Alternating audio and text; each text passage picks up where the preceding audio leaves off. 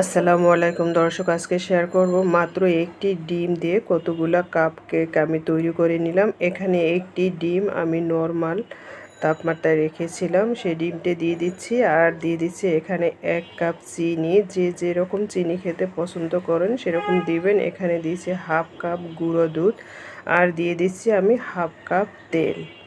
এখানে দিয়ে দিচ্ছি 1 চিমটি লবণ। আর এখন আমি এটাকে ব্লেন্ড করে নেব।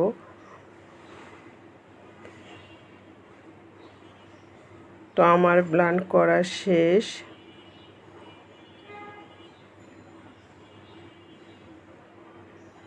এখন আমি এখানে দিয়ে দিচ্ছি 1 কাপ ময়দা। এর সাথে আমি অ্যাড করব হাফ টেবিল চামচের একটু কম বেকিং সোডা, আর দিয়ে দেব আমি এখানে একটু বেকিং পাউডার। এখানে আমি হাফ টেবিল চামচের একটু বেশি নিয়েছি। এখন একটু ভালো করে আমি চেলে নেব।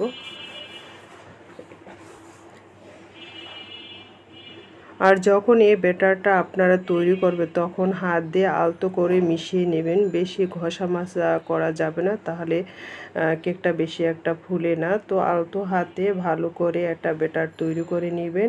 আর এখানে আমি দিয়ে দিচ্ছি একটু লিকুইড দুধ গরম করে তারপরে আমি একটু ঠান্ডা করে নিয়েছি।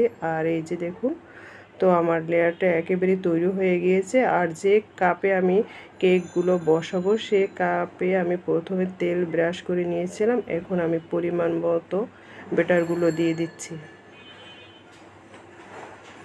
তো চুলায় একটি প্যানে আমি প্যান বসিয়ে দিয়েছি, আর একটা আমি 10 মিনিট হাই হিটে গরম করে নেব।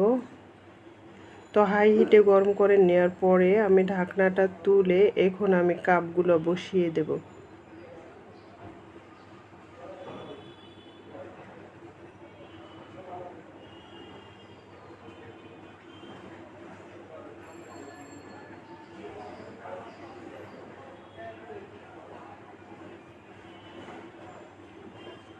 তো কাপগুলো বসানো শেষ। এখন আমি ঢাকনা দিয়ে ঢেকে রাখবো 20 মিনিটের জন্য।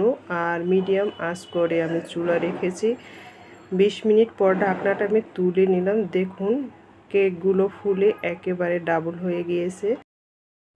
তো আপনারা চাইলে এভাবে কেক বানিয়ে বাচ্চাদের টিফিনেও দিতে পারেন। আর কেকটা ফুলে একেবারে তুলতুলো হয়ে গেছে। সবাই ভালো থাকবেন। আল্লাহ হাফেজ।